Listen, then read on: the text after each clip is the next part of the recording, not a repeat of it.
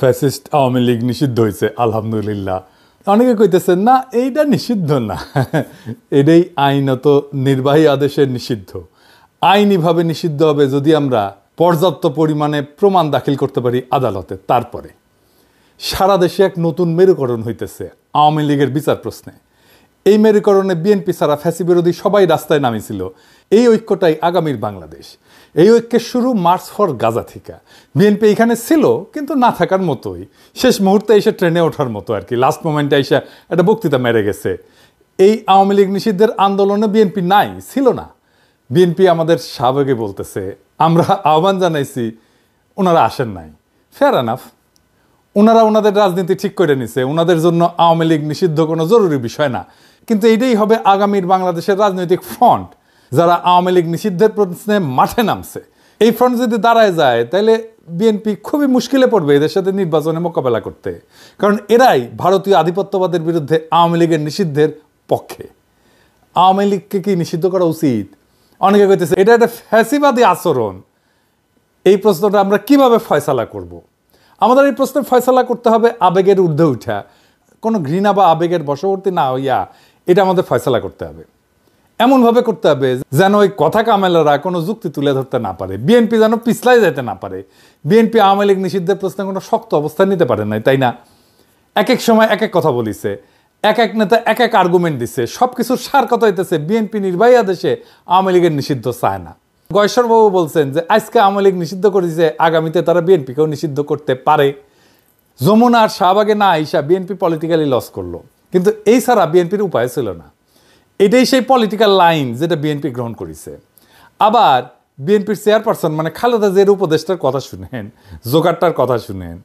না, মিমি সাহেবের যে খেলা জড়াইছে এই ছেলে পেলেদেরকে নিয়ে, আমি তো বলি ন্যাশনাল এনসিপি না, ন্যাশনাল চিলড্রেন পার্টি। এই বাচ্চা কাচ্চারা কখন কি মনে চায়, এখন দুধ খাবো না, একটু পরে চকলেট খাবো, একটু পরে রসগোল্লা খাবো না, খাবো না। দেশটাকে তো এরকম মনে করছে। আর ওই লুটপাট করে কিছু টাকা পয়সা, এরা তো আসলে গড় আছে দর নাই, এইরকম গড়ের ছেলেরা আসছিল এখানে, এবং এদেরকে কালো শক্তি এদেরকে রেডি করিয়া কয়েক বছর এই কাজটা করাইছে। এখন এরা ধরাকে সরা জ্ঞান করে। কয়জন মানুষ আইছে, ইউনূস সাহেবের বাড়ি ঘেরাও করবো, পুলিশ বাধা দেয় না, মিলিটারি তাদেরকে দুলাভাই ডাকে, হ্যাঁ আব্বাজান ডাকে পুলিশে, এরা এত আদর যত্ন, মেয়েরা মানে জামাই আদরে নিয়ে আসে। কয়জন লোক হয়েছে এখানে? আওয়ামী লীগের যদি বাধা না দেয়, এখনো যদি বাধা না দেয়, আওয়ামী লীগে ঢাকা সিটির একটা ওয়ার্ড থেকে যে লোক একটা এখানে আসবে ইউনূস সাহেবের এইখানে, অতগুলো লোক তো হয় নাই। কাজে এরা যদি 200-500 লোকে এইভাবে দাবি করে আর রাস্তার মধ্যে বৈশা যদি একটা কোটি কোটি মানুষের একটা রাজনৈতিক দলকে নিষিদ্ধ করে দিতে পারে, ভালো ভালো। কিন্তু এই নিষিদ্ধ তো এই পৃথিবীতে কোনো কারণে কোনো ডেমোক্রেটিক লোক, কোনো গণতন্ত্র বিশ্বাসী লোক চাইতে পারে না। আমার দলও চায় না, আমিও চাই না। এটা তো হইতে পারে। এটা কি করবে তারা? আওয়ামী লীগকে নিষিদ্ধ করলে জনগণ করুক, এ হলো আমার কথা। এরা কারা? এরা কি? ওর কথা আর কইবার চাই না। তো ওই বিএনপি করে নাকি আওয়ামী লীগ করে? আবার মির্জা ফখরুল কি বলেছিল? উনি কইছিলেন আওয়ামী লীগকে নির্বাচনে বাধা এবং নিষিদ্ধ করা উচিত না। কইছিলেন রাজনৈতিক দল হিসেবে কাউকে বাধা দিতে পারি না, আওয়ামী লীগ নিষিদ্ধের বিষয়ে ফখরুল। আবার এখন কইতেছেন 18 কোটি মানুষ আওয়ামী লীগকে চায় না। তো উনারা কি বলেন, বুঝা বলেন কিনা আল্লাহ জানেন। আওয়ামী লীগকে নিষিদ্ধ করার প্রশ্নে কেন বিএনপি দ্বিধান্বিত?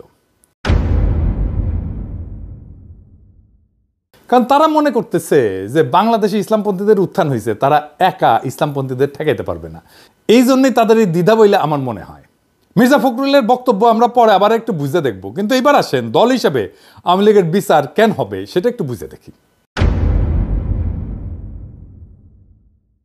আসিফ নজরুল ভাই বলছেন রাজনৈতিক দলগুলো চাইলে আওয়ামী লীগ নিষিদ্ধ করা যাবে।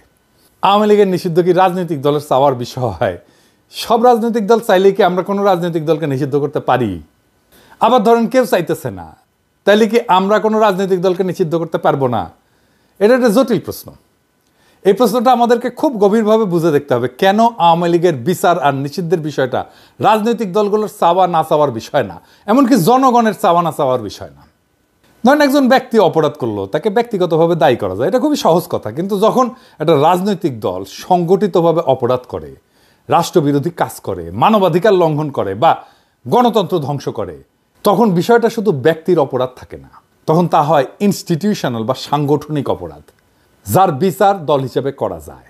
তো এই সংগঠিত অপরাধটা কি আসলে?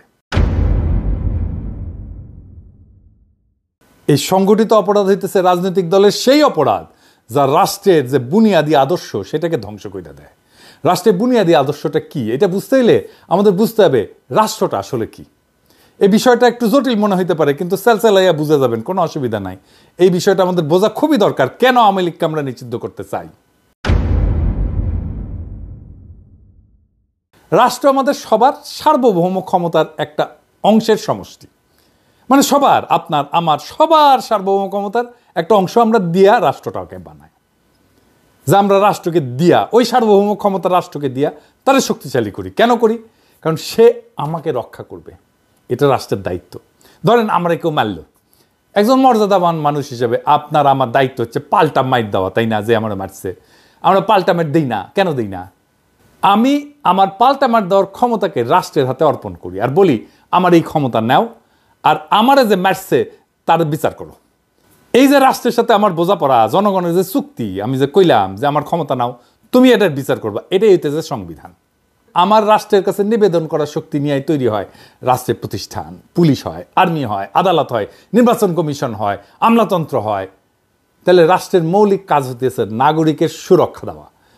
সরকার আমরা নির্বাচন করি এই রাষ্ট্রকে চালানোর জন্য, সে আমার আপনার চাকর, কিন্তু সেই যখন মালিক হইয়া বসে আর রাষ্ট্র যেটার মালিক সেটা দখল নিয়ে নেয় আর আমার বিরুদ্ধেই কৃপান তোলে, আমারে সুরক্ষা কি? আমি হয়ে যাই জুলুমের শিকার, আমারে ক্রসফায়ারে দেয়, আমারে গ্রুম করা হয়, আমার সম্পদ লুট করা হয়। সে বলতে থাকে এটা আমার দেশ, আমার বাবা স্বাধীন করেছে, আমি দেশের মানুষকে খাওয়াই, আমি এটা করে দিয়েছি, ওইটা করে দিয়েছি, আমি তো বলে দিয়েছি সব বন্ধ করে বসে থাকবো, আমি টিভি চ্যানেল দিয়েছি, আমি মোবাইল দিয়েছি, আমি উন্নয়ন করেছি, আমি আমি আমি আমি আমি আমি এইটা একটা রাষ্ট্রের সাথে, ওই নাগরিকের সাথে কন্ট্রাক্টের বরখেলাপ। এটাই রাষ্ট্রের বুনিয়াদী বৈশিষ্ট্যকে ধ্বংস করা। এই দলকে রাষ্ট্রে থাকতে দেওয়া যাবে না, এটা ক্যান্সার। এটাকে কাইটা ফেলে না দিলে আপনাদের মেরে ফেলবে। সব দল যদি চায়, সব মানুষ যদি চায় না এই দল থাকুক, তাও এটারে থাকতে দেওয়া যাবে না। মির্জা ফখরুল বলেন যে জনগণ সিদ্ধান্ত নেবে আওয়ামী লীগ থাকবে নাকি থাকবে না। এটা একটা বুলশিট। এটাতে বোঝা যায় উনি রাজনীতি বিষয়টাই বুঝেন না, অথবা ইচ্ছা কইরা বিভ্রান্ত করতেছেন। আওয়ামী লীগকে নিষিদ্ধ করা জনগণের সিদ্ধান্ত নেওয়ার বিষয় না। এটা আগে আলাপ করছে কেন, আর একবার একটু বুঝে দেখি। কোন দল তাদের আদর্শ বা রাজনীতি একটা গণতান্ত্রিক রাষ্ট্র সহ্য করতে পারবে কিনা, এই সিদ্ধান্তগুলো নির্ধারিত হয় মূলত আইনের শাখা বা জুরিসপ্রুডেন্স এবং রাজনৈতিক দর্শনের আলোকে। এগুলোর সাথে জনমতের কোনো সরাসরি সম্পর্ক নাই। এটা জনমতের বিষয়ই না, এটা একটা আইনি বিষয়, এটা একটা রাজনৈতিক দর্শনের বিষয়। জনমত দিয়ে তাইলে কি করা হয়? জনমত দিয়ে করা হয় রাষ্ট্র কেমন হবে, কি ধরনের ন্যায় বিচার ভিত্তিক কাঠামোর উপরে দাঁড়াবে, সেটাই জনমতের মূল ফয়সালা। এই জনমতের ভিত্তিতে রাষ্ট্রে যে একটা ইনসাফের কাঠামো গড়ে ওঠে, ইনস্টিটিউশন গড়ে ওঠে, আমরা যেটাকে ইনস্টিটিউশন বলি, সেইটাই আইন প্রয়োগের মাধ্যমে কার্যকর হয়। কখনো কখনো জনমত রাষ্ট্রীয় ফাউন্ডেশনের, এই বুনিয়াদী ফাউন্ডেশনের পরিপন্থী হতে পারে। সেই পরিস্থিতিতে জনমতে তোয়াক্কা করা যাবে না। রাষ্ট্রকে সিদ্ধান্ত নিতে হবে যে তার ন্যায় বিচারমূলক কাঠামো অনুযায়ী এইটা তার ফাউন্ডেশনের পরিপন্থী কিনা। যেমন ক্রসফায়ার, পুলিশ হেফাজতে নির্বাচন, গণধোলাই, এই সমস্ত অনেক দেশে জনপ্রিয় হতে পারে, পাবলিক পছন্দও করতে পারে, কিন্তু তার রাষ্ট্রের মৌলিক ন্যায় বিচার এবং ভাবনার পরিপন্থী। সুতরাং এইগুলা বিচার ব্যবস্থার দৃষ্টিতে খুন, টর্চার, অ্যাটেম্প টু মার্ডার, এইসব ফৌজদারি অপরাধ হিসেবে গণ্য হবে। এইখানে জনমতের দোহাই দিয়া অপরাধের অস্বীকারের কোনো সুযোগ নেই। এই একই যুক্তিতে কোনো রাজনৈতিক দলকে নিষিদ্ধ করা হবে কিনা সেটা নির্ধারিত হবে রাষ্ট্রের মৌলিক ন্যায় বিচার এবং রাজনৈতিক আদর্শের সাথে ওই দল সঙ্গতিপূর্ণ কিনা তার উপরে। জনমত বা অন্যান্য কোনো রাজনৈতিক দলগুলোর মতামত এখানে বিবেচ্য না। যদি আওয়ামী লীগ আদর্শিকভাবে ফ্যাসিস্ট হয় এবং সন্ত্রাসবাদ হয় তাদের রাজনৈতিক কৌশল, তাহলে বিএনপি বা অন্য দল তাদের টিকায় রাখার পক্ষে থাকলেও রাষ্ট্র তাদের নিষিদ্ধ করতে বাধ্য, কারণ এইটা রাষ্ট্রের ফাউন্ডেশনের বিরোধী, এটা রাষ্ট্রকেই ধ্বংস করে ফেলবে। আবার যদি আওয়ামী লীগ এইসব মানদণ্ডে না পড়ে, তাহলে বিএনপি, অন্য দল, জনগণ সবাই বিরোধিতা করলেও শুধু জনমতের ভিত্তিতে তাদের নিষিদ্ধ করা যাবে না। আওয়ামী লীগকে নিষিদ্ধ করাটা ফ্যাসিবাদ না, বরং ফ্যাসিবাদের দোহাই দিয়ে এই ইন্ডিয়ান মাফিয়া দুর্বৃত্তকে টিকায় রাখাটাই একটা ফাতরামি। এরকম ফাতরা বাংলাদেশে অনেক জন্ম নিয়েছে, কথা কামাল একটা সবচেয়ে বড় ফাতরা হয়েছে। ওরে রাজনীতি বুঝাই দিতে হবে, রাজনীতি কি। যদি কোনো দল গণতন্ত্র ধ্বংস করে, নির্বাচনকে নাটকে পরিণত করে, বিরোধী মত দমন করে, গুম খুনকে রাষ্ট্রীয় নীতি বানায়, তবে সেই দল রাষ্ট্রের বিরুদ্ধে অবস্থান নেয় এবং রাষ্ট্রকে ভেতর থেকে ধ্বংস করে। এই ক্ষেত্রে রাষ্ট্রের দায়িত্ব হইতেছে সেই দলকে নিষিদ্ধ কইরা রাষ্ট্রের নীতির এবং গণতন্ত্রের শুদ্ধতা রক্ষা করা। আওয়ামী লীগকে বিচার করার প্রশ্ন উঠলে দেখতে হবে তার রাষ্ট্রীয় গুমের মূল সংগঠক কিনা, তারা নির্বাচন ব্যবস্থাকে ধ্বংস করে ক্ষমতায় ছিল কিনা, তারা প্রশাসন এবং বিচার বিভাগকে দলীয়করণ করেছিল কিনা, তারা রাষ্ট্রের জনগণের সম্পত্তি এটা লুট করছে কিনা, পাচার করছে কিনা, তারা কি গণতন্ত্রের মৌলিক কাঠামো ভেঙে দিছে। এই প্রশ্নগুলোর উত্তর যদি হয় ইতিবাচক, হ্যাঁ, তবে শুধু ব্যক্তি না বরং দল হিসেবে তাদের বিচার হওয়াটা ন্যায্য। রাষ্ট্রের একটা নৈতিক আত্মা থাকে। জন রলস বলছিলেন, a just society is one in which institutions are fair. একটা ন্যায্য সমাজ সেটাই যেখানে প্রতিষ্ঠানগুলো ন্যায্য। যদি কোনো দল রাষ্ট্রীয় প্রতিষ্ঠানকে অন্যায্যভাবে ব্যবহার করে, তবে সেই দলের অস্তিত্বই রাষ্ট্রের ন্যায়বোধের পরিপন্থী। এই কারণে আওয়ামী লীগ একটা সংগঠিত অপরাধী শক্তিতে পরিণত হয়েছে, রাজনৈতিক দল এটার নাই। তাই এই সংগঠিত অপরাধী দলকে নিষিদ্ধ করা একটা ন্যায়পরায়ণ রাষ্ট্রের দায়িত্ব, দল না। রাষ্ট্র গুরুত্বপূর্ণ। রাষ্ট্র গণতন্ত্র রক্ষা করতে ব্যর্থ হইলে সেটা তার নিজের আত্মাকে হত্যা করে। আওয়ামী লীগ যদি বারবার প্রমাণ করে তারা গণতন্ত্র, মানবাধিকার, আইনের শাসনকে ধ্বংস করেছে, তবে সেই দলের প্রতি সহনশীলতা নয় বরং আইনি এবং নৈতিক বিচারে নিষিদ্ধ করাই হবে প্রকৃত প্রগতিশীলতা। দেখেন, মুজিবের আমলে এইটা স্বৈর শাসন আনছে না, আবার হাসিনার আমলে ফ্যাসিবাদ। একই দল তো, তাই না? একই দল তো বাকশাল করছে, একই দল হাসিনা করছে, একই দল হাসিনা ফ্যাসিবাদ করছে।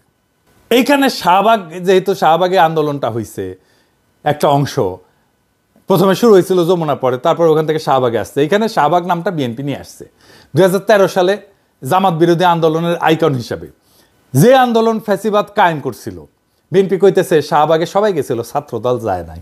হা, এটা 6 ফেব্রুয়ারির সংবাদ, মানে শাহবাগ শুরু হওয়ার পর দিন। আর 12 ফেব্রুয়ারিতে বিএনপি শাহবাগকে স্বাগত জানাইছে। হ্যাঁ, ওইটা আর কয় না। হ্যাঁ, বুঝছাও। এইবার বিএনপির লোকেরা বলেন তো, আপনার দল কেন স্বাগত জানাইছিল? বিএনপির অনেকে, আমিও সিপিবির কর্মী হিসেবে শাহবাগে গেছিলাম, আমি সাক্ষী, বিএনপির লোকেরা গেছিল। আমার দল শাহবাগ ত্যাগ না করলেও আমি দল ত্যাগ করে তওবা করেছি, ভুল স্বীকার করেছি ব্যক্তি হিসাবে। বিএনপির লোকেরা আমার শাহবাগের টাইমে স্ক্রিনশট আর আগের ভিডিও নিয়ে লাদায় দেখায় আর কি, যে দেখো দেখো দেখো কি কইছিল কি কইছিল কি কইছিল। এই নিয়ে আলাপ করবো আজকে। কিন্তু আপনার দল বিএনপি যে শাহবাগের স্বাগত জানিয়েছিল, তার জন্য তওবা করেছিলেন, করেন নাই। হ্যাঁ, বেশি ফাতরামো করেন না। হ্যাঁ, বেশি ফাতরামো করেন না, আপনারাই ধরা খাইবেন। শাহবাগ আওয়ামী নিষিদ্ধের আন্দোলনের জায়গা হইয়া তার ঐতিহাসিক পাপ মোচন করেছে। জার্মানিতে একটা জায়গা আছে, রেইনহার্ড হেডরিক প্লাটস বলে, বার্লিনে। 1930-এর দশকে নাৎসিবাদের জন্ম ওই জায়গাটায়। হিটলারের জার্মানির প্রতীক স্থান ছিল এটা। আর 60-70-এর দশকে এইখানেই ছাত্র জনতা নাৎসি অতীতের বিরুদ্ধে এবং সমাজতান্ত্রিক অধিকারের দাবিতে আন্দোলন করে। প্রথমটা ছিল ফ্যাসিবাদের প্রতিষ্ঠার পক্ষে, দ্বিতীয়টা ফ্যাসিবাদের বিচার এবং গণতন্ত্রের দাবির পক্ষে। চীনে দেখেন না, তিয়ানানমেন স্কোয়ার, এখানে কি হয়েছিল? 1949 সালে কমিউনিস্ট পার্টির বিজয় ঘোষণা করা হয়েছিল এবং গণচীনের প্রতিষ্ঠার আনুষ্ঠানিকতা এই স্কোয়ারে হয়েছিল। আবার 1889 সালে, তখন আমরা ছাত্র, কেবল ছাত্র জীবনের শেষ দিকে, সে একই স্কোয়ারে ছাত্র তরুণদের গণতন্ত্র এবং রাজনৈতিক সংস্কারের পক্ষে বিশাল বিক্ষোভ হয়েছিল। পরে সেনাবাহিনী গুলি কইরা সেটা দমন করে। প্রথমটা ছিল কমিউনিস্ট শাসনের প্রতিষ্ঠা, আর দ্বিতীয়টা ছিল কমিউনিস্ট শাসনের অবসানের আকাঙ্ক্ষার আন্দোলন। তো শাহবাগের টাইমে আমি একটা বক্তব্য দিয়েছিলাম, সেটা আরও অনেক দিয়েছিলাম, কিন্তু একটা বক্তব্যই ঘুরে ঘুরে বেড়ায়, আপনারা নিশ্চয়ই দেখেছেন। আগে বক্তব্যটা শোনেন, আমি নিজেই দেখাচ্ছি, শুনেন। একটা জিনিস বুঝতে হবে, Jamaat was not a mere collaborator. Jamaat was part of East Pakistan provincial government. তারা 4টা মন্ত্রী ছিল, commerce, revenue, industry and education. 4টা মন্ত্রী নিয়ে ইস্ট পাকিস্তান প্রভিন্সিয়াল গভর্নমেন্ট যারা গণহত্যা চালিয়েছে, যারা সেই আর্মিকে, পাকিস্তান বর্বর আর্মিকে নেতৃত্ব দিয়েছে, সেই সরকারের পার্ট ছিল জামাত ইসলাম। সো সেই গণহত্যার, মুক্তিযুদ্ধের সময়ের গণহত্যার সমস্ত অপরাধের নৈতিক এবং বাহ্যিক ব্যবহারিক দায়িত্ব এই সংগঠনটাকে নিতেই হবে। এখন কয় ওরা দেখি যা কি কইছিল আমি ওটি যা বলেছিলাম তা এখনো ভ্যালিড, আমি এটার পক্ষে। আমি এই কথাটা জামাতকে এখনো বলি, কয়েকদিন আগেই বলেছি। জামাত আমার এলাই হইতে পারে, আমার মিত্র হইতে পারে, কিন্তু তার পলিটিক্যাল মিস্টেকের দায় তো আমি নিব না, কেউই নিবে না। হ্যাঁ, বন্ধু হিসেবে, রাজনৈতিক মিত্র হিসেবে পরামর্শ চাইলে আমি দিতেই পারি, বা পরামর্শ যাতে রাজনৈতিক ভুলকে ট্যাকেল করার জন্য কাজে লাগাইতে পারে, কিন্তু তার রাজনৈতিক দায় তার একান্তই তার, আমার না। আমার মিথ্যার রাজনৈতিক দায় আমি নেব না, কেউই নেবে না। জামাতও আমার মিস্টেকের দায় নেবে না। 1971-এ জামাতের দুইটা বড় ভুল ছিল। না, পাকিস্তানের অখণ্ডতা রক্ষা করতে চাওয়াটা কোনো অপরাধ না, ভুলও না, এটা একটা অনেস্ট পলিটিক্যাল পজিশন। সমস্যা হয়েছে 25শে মার্চ রাতে একটা গণহত্যা হয়েছিল, এটা জামাত নিজেও স্বীকার করে। কি জামাতের ভাইরা, আপনারা স্বীকার করেন না? একটা গণহত্যা একটা জাতির জীবনে খুবই গুরুত্বপূর্ণ ঘটনা। সেই প্রশ্নে আপনাকে ভিকটিমের পক্ষে দাঁড়াইতে হবে, জালেমের বিরুদ্ধে দাঁড়াইতে হবে। জামাত ওই গণহত্যার বিরুদ্ধে কোনো রাজনৈতিক পজিশন নেয় নাই, কোনো বিবৃতিও দেয় নাই। তারপরে আবার কি করছেন, ওনারা মহাসমর হয়ে সরকারে জয়েন দিলেন। হ্যাঁ, পূর্ব পাকিস্তানের সরকারে।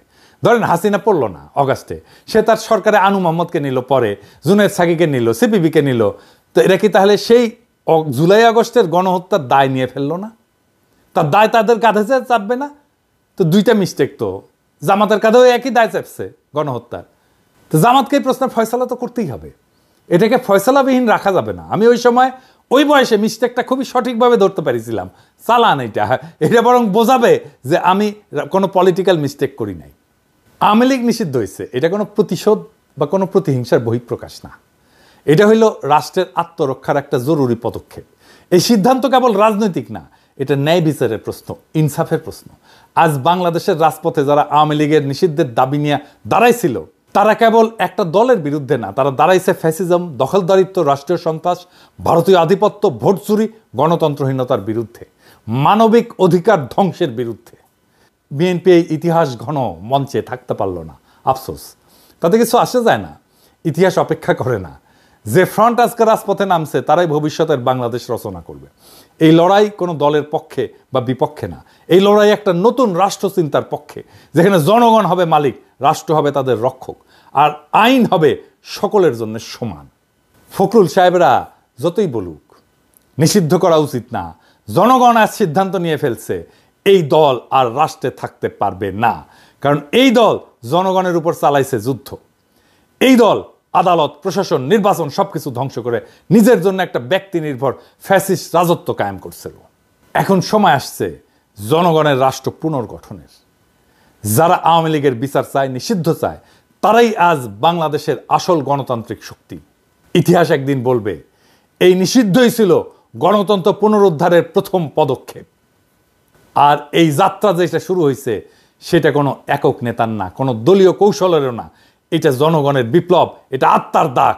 এই আওয়ামী লীগের নিষিদ্ধ করে আমাদের যেই যাত্রা, সেটা ইতিহাসের শুরু, শেষ না। আমরা এটা শেষ পর্যন্ত নিয়ে যাব, জনগণের বিপ্লবকে চূড়ান্ত লক্ষ্যে পৌঁছে দেব ইনশাল্লাহ। ইনকিলাব জিন্দাবাদ।